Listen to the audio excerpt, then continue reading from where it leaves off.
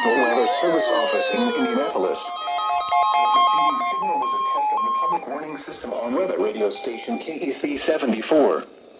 During potentially dangerous weather situations, specially built receivers can be automatically activated by the signal to warn of the impending hazard.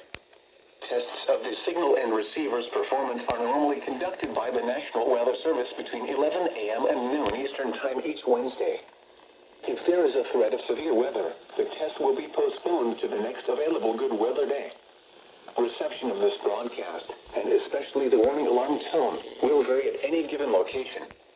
This variability, normally more noticeable at greater distances from the transmitter, can occur even though you are using a good quality receiver in good working order.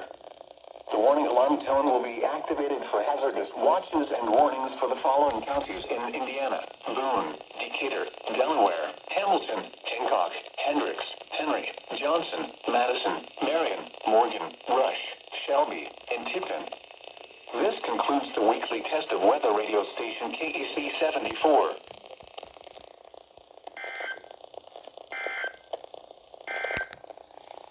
And now a look at your forecast.